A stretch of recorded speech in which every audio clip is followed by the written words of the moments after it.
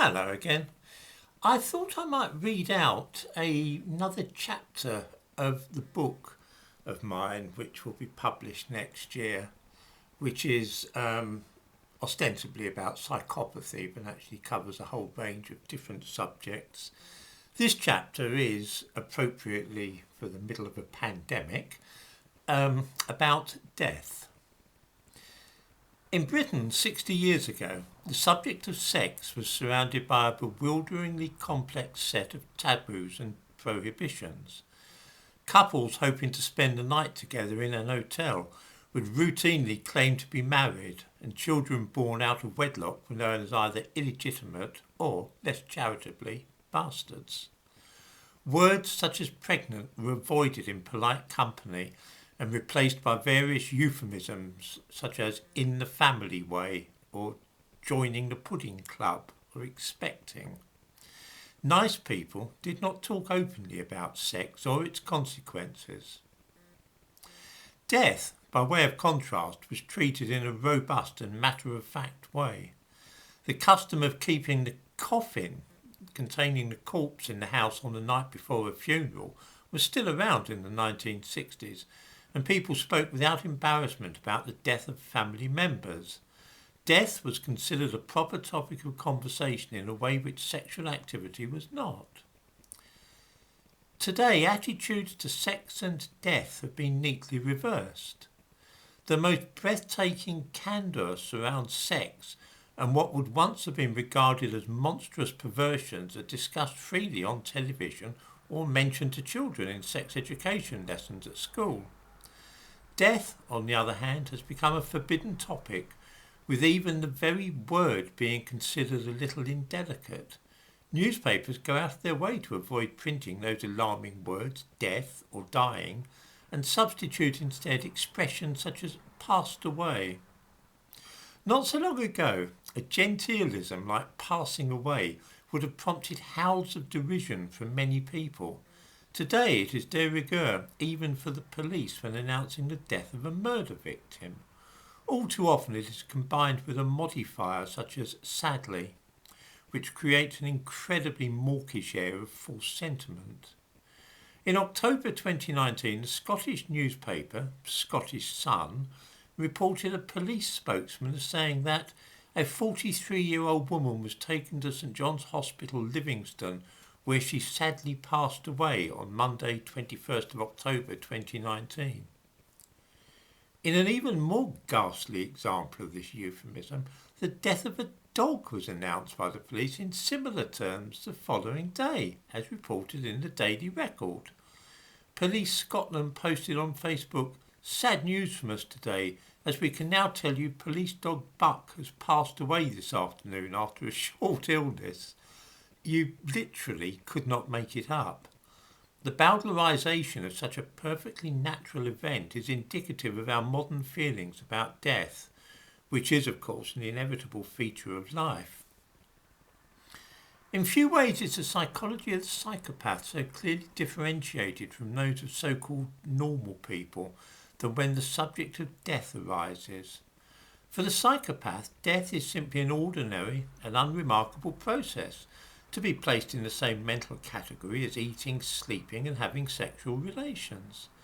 These things are, like death, part and parcel of human life, and it seems absurd to separate death from other ordinary human experiences and accord it a special reverence. The genuine psychopath is more or less indifferent to the death of other people and disregards entirely the prospect of his own mortality. There could hardly be a healthier and more realistic approach, for if there's one thing which is certain, it is that despite all our precautions, and however great our slavish adherence to this or that crank diet or healthy lifestyle, we, along with all those whom we love and cherish, are going to die in a relatively short time. It is the essentially random and wholly unpredictable nature of death, as well as its inevitability, which psychopaths cheerily accept and the rest of us frantically deny. Of course, some activities and lifestyles are more hazardous than others, but abstaining from them does not guarantee that you will die peacefully in bed at the age of 98. Lifelong non-smokers get lung cancer, and the most careful motorist can be killed by a drunken driver. Death cannot be tamed and domesticated, no matter how much progress medical science might make. There is always some crazed terrorist or homicidal mugger lurking in the shadows, ready and willing to bring an end to the life of the most cautious and healthy living person. And the one certain thing is that this will happen. If not tomorrow, then without doubt soon enough in the future. Life is subject to sudden lethal cancellation without prior notice being given. At the back of many people's minds is the absurd notion that death can be in some way controlled and made to adhere to a set of guidelines which we have drawn up. If only we are careful enough to follow various rules and observe certain superstitious prohibitions, we have an excellent chance of evading it entirely.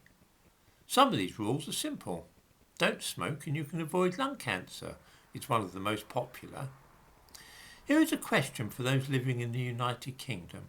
Which is a non-smoker more likely to die of, lung cancer or a road accident? Because we associate lung cancer with smoking, we automatically assume that the chances of a non-smoker developing this condition are rare.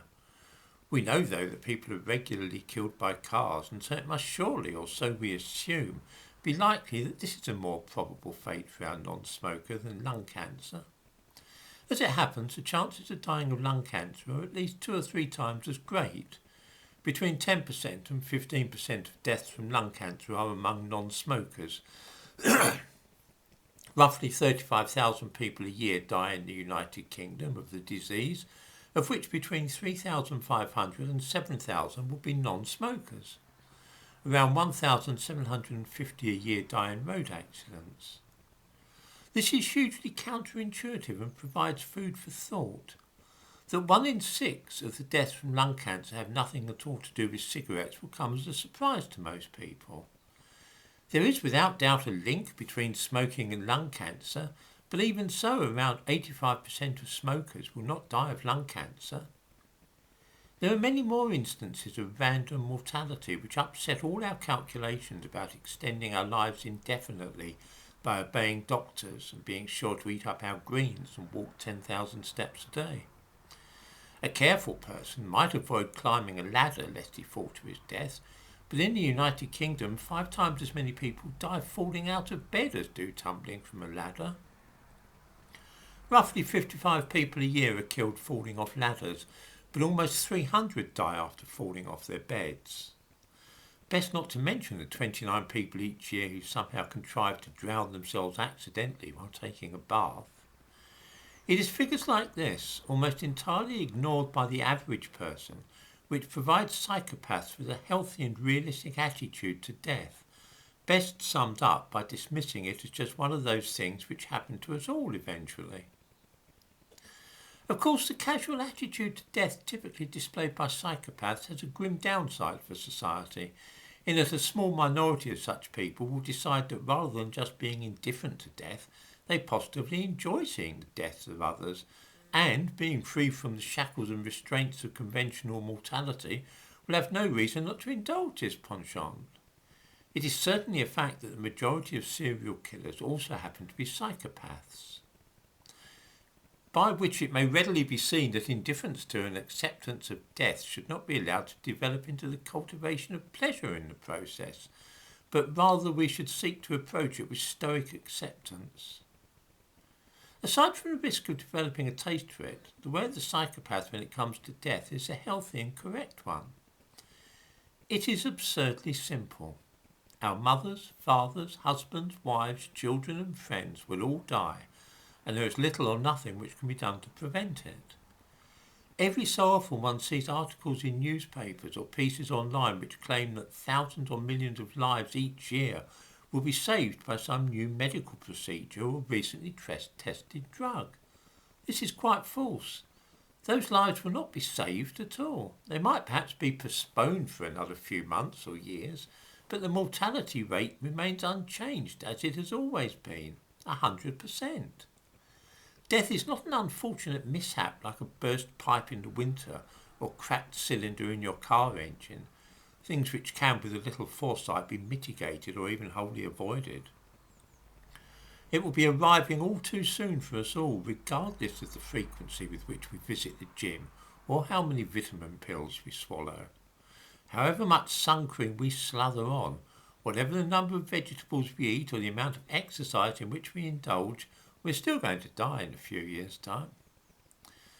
The mad idea that our lives can be extended indefinitely, if only we take the necessary precautions, is deeply embedded in the modern psyche and reached its reductio ad absurdum in February 2020, when a report called Health Equity in England, the Marmot Report 10 years on, was published. Life expectancy has been steadily climbing in England for many decades, and it seemed that there are many experts who see no end to this decrease in mortality. Men may now expect to live for around 79 years, and women to the age of 83. This is surely cause for celebration, but the report mentioned above deliberately set out to sound the alarm, noting that life expectancy had only increased by a few months over the last decade. Newspaper headlines warned that increasing life expectancy had stalled. Let us pause for a moment to consider what this means. The complaint is that life expectancy in England has increased over the last decade by months rather than years. We are led to believe that a regular large increase in life expectancy of the kind seen every decade since the end of the Second World War is a natural process which will go on forever, and that the rise has stalled because of policies instituted by the Conservative government.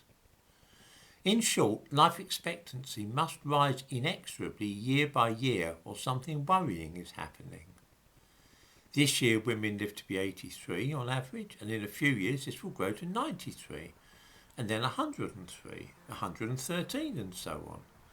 Any slowdown, or which God forbid halt in this dizzying rise, is a worrying glitch for which an explanation must be sought. Of course, we ask ourselves why this process should stop at 113. If a slowdown in rising life expectancy at 83 is alarming and in need of urgent examination, then why should we not feel the same if the climb stalls, as they put it, at 93 or 103?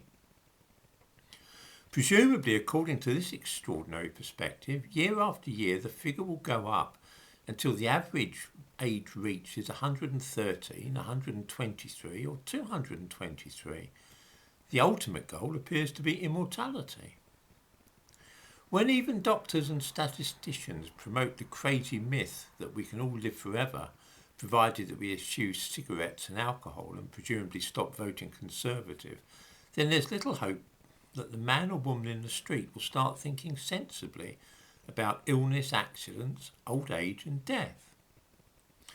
It has been necessary to look in some detail at the popular view of human mortality to understand the gulf which separates a psychopath's perception of the matter from most other people.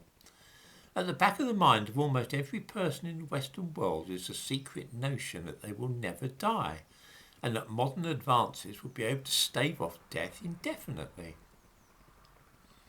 It is that unspoken, irrational but firmly held belief which causes so much anguish. All this leaves those of us who do not have the good fortune to be psychopaths in an invidious position. We are sure to encounter the deaths of others with remorseless regularity, particularly as we grow older, but society requires us to evince surprise and distress every time it happens. Convention dictates that we should treat each and every death as a surprising and unexpected catastrophe, even when the victim is in his or her 90s. Woe betide the honest individual who shrugs off news of his brother-in-law's death with a carefree and light-hearted remark to the effect that such things happen and there's no point making too much fuss about it. The problem is that a fine balancing act is required which is second nature to the psychopath, but will for the rest of us need a little practice. On the one hand, we do not wish to become miserable and depressed, dwelling on our own all too fragile mortality every time we hear of a death in our family or social circle. Then again, nor do we want to acquire a reputation for being cold-hearted and contemptuous of the feelings of others. The result of this conflict for many people is that they grow neurotic about bereavement. It genuinely makes them feel unhappy. Often this is not because of the death itself, but because of the rituals which surround it. They have tutored themselves to put on the mantle of thoughtful sombreness every time somebody known to them dies. It may be an uncle whom they've neglected for decades and about whom they could not have cared less, but the appropriate expression and correct words will still be required. In the same way that smiling can make us feel cheerful, so too can adopting a mournful expression cause us to feel sad. This altogether false emotion spills over into ordinary life, so that even when nobody has died, but there is merely the apprehension that somebody might be at hazard of death, we are expected to play the same game, putting on a serious expression and looking sad at the very possibility of death. An excellent example of how this pseudo-grief works is provided by the emotions and behaviour we feel compelled to feign when a diagnosis of cancer has been made. Hearing that somebody has cancer forces us to contort our features in a mask of sympathetic concern. However cheerful we are feeling, and no matter how well our own life is going at the moment, we have to pretend to be awestruck and deeply saddened. This often creates resentment against the person who is so afflicted, who now becomes the centre of a strange species of ritualised grief rehearsal. Our emotions are in a lower key than they would be at a funeral or wake, of course, but we are still mentally dressed in sober colours and ready to commiserate. This can be especially infuriating when the circumstances instead impel us towards laughter, a not uncommon experience. We cannot guffaw out loud or even smile despite the situation and the words being spoken being so preposterous. Here is a common instance of this dissonance. The peculiar speculation about accidents involving buses and pedestrians, which seems to develop in almost every person who has recently been diagnosed with cancer. One of the first things said by anybody upon learning that he or she has cancer is a statement to the effect that they might fall under a bus tomorrow anyway. This is an attempt to persuade themselves that they have not really received news of a life-threatening disease at all, and that the chances are anyway that something other than cancer will kill them. Invariably, we make the traditional response, which is to shrug, say that's true, and then remark that any of us could be taken at any moment.